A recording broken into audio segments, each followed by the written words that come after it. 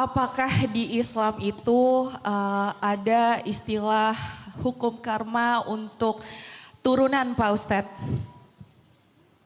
Eh, Contohnya seperti ini, orang tua kita melakukan kesalahan di masa lalu memiliki anak dan anak tersebut merasakan apa yang dilakukan kesalahan orang tuanya di masa lalu, Ustadz.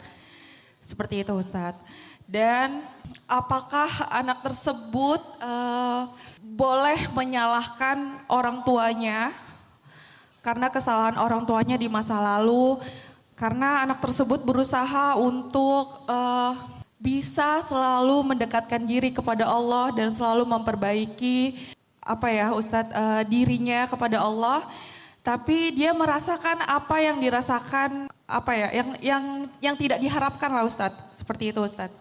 Kullu nafsin bima kasabat rahinah. Semua orang itu bertanggung jawab dengan apa yang dia kerjakan sendiri-sendiri. Sehingga dalam Islam sebetulnya istilahnya bukan karma ya. Dan teorinya juga beda dengan karma. Ada yang namanya jaza, balasan. Tapi indahnya Islam, semua akibat dan dampak buruk dari setiap dosa itu akan dianulir ketika kita bertaubat dan meminta ampun. Jadi seseorang yang berbuat dosa di masa lalu, dampak dari dosanya itu mungkin akan dirasakan oleh dia dan orang sekitarnya. Dampak ya, bukan dosa turunan tapi dampak dari dosa. Kayak misalnya kita buang sampah kan, pasti kan dampaknya bukan ke kita doang, ke semua orang yang tinggal di pinggir kali itu karena kalinya kesumbat sama sampah misalnya. Jadi yang dosa yang buang sampah, tapi dampak dari buang sampah itu dirasakan orang banyak. Maka begitu juga dengan dosa-dosa yang lain. Ketika ayah ibu berbuat dosa, maka dampak dari dosa itu mungkin akan dirasakan sekeluarganya. Tapi yang berdosa hanya ayahnya atau ibunya yang berbuat dosa itu. Cuman indahnya Islam, ketika yang pendosa ini bertaubat dan beristighfar, maka Allah juga akan mencabut semua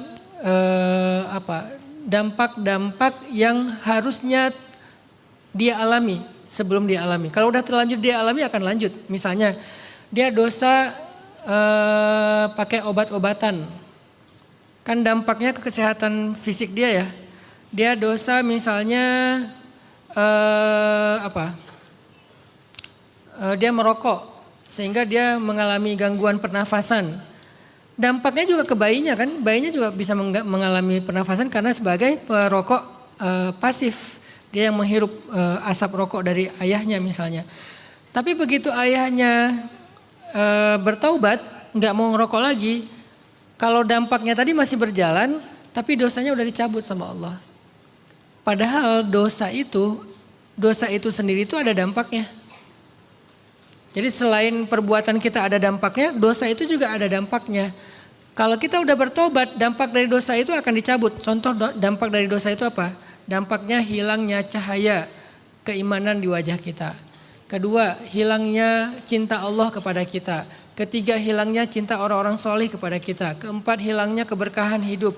Kelima, hilangnya ketenangan hati. Keenam, hilangnya khusyuk dalam sholat. Banyak dampak-dampak dari dosa. Yang paling ketara adalah begitu kita bikin dosa, dampaknya langsung berdampak kepada ibadah kita. Pasti ibadahnya gak nyaman lagi. Begitu kita bertobat, dampak itu Allah tahan, gak jadi diberikan. Kecuali yang sudah kita rasakan tadi. Yang kita rasakan tadi apa? Dampak dari perbuatan kita. Gara-gara ngerokok ya pernapasannya terganggu. Gara-gara drugs akhirnya dia sakit. Gara-gara seks bebas akhirnya dia HIV dan seterusnya. Itu kan dampak-dampak yang dia rasakan sebagai akibat dari perilaku dia. Tapi kalau dampak dari dosa enggak. Begitu dia bertaubat walaupun dia udah HIV. Kalau dia udah bertobat dari dosa zinanya, maka Allah akan kembalikan keberkahan hidupnya. Allah akan munculkan cahaya di wajahnya. Allah akan berikan dia nikmat dalam ibadah. Diberikan seperti orang yang tidak berbuat dosa. Cuman dampak dari perilakunya tetap. Sakitnya, masalah-masalah yang dia timbulkan tetap ada. Jadi saya nggak tahu konsep karma seperti apa. Kalau karma itu kan kayak diturunkan atau nanti terjadi lagi di kemudian hari. Kayak nggak ada jalan untuk terhindar. Kalau Islam ada, jalan untuk menghindarinya adalah taubat. Jalan untuk menghindarinya adalah istighfar kepada Allah. Sehingga kalau orang tua udah bertobat dan istighfar, harusnya kita nggak perlu larut dalam menyalahkan mereka. Itu yang pertama. Yang kedua, semua orang bisa memperbaiki keadaan. Bahkan pendosa pun bisa memperbaiki keadaan ketika dia udah terlanjur berbuat dosa. Apalagi kita sebagai anak yang gak melakukan dosa yang sama. Kenapa kita malah hanya mencari validasi keadaan kita dengan menyalahkan orang tua? Kita punya pilihan. Fa'alhamaha fujuraha wa taqwaha. Semua orang dikasih pilihan sama Allah untuk menjadi orang yang durhaka atau menjadi orang yang bertakwa. Maka pilihan itulah yang kita pertanggungjawabkan. Mbak siapa tadi? Mbak Naila ya. Mbak Naila, yang kita pertanggungjawabkan itu adalah pilihan kita sebagai anak. Kita memilih untuk berjuang atau memilih untuk menyerah dan mencari pembenaran atau mencari excuse, yaitu dengan menyalahkan orang tua atau orang-orang yang lain. Disitulah pertanggungjawaban kita. Jadi saya kira nggak fair kalau kita hanya menyalahkan orang tua. Tapi banyak banget masalah Ustadz. Ya kalau kita banyak masalah, coba muhasabah diri. Kalau kita ngerasa nggak kuat, coba berikan kepada Allah biar Allah yang angkat. Balik lagi ke teori tadi, self esteemnya. Saya kira demikian.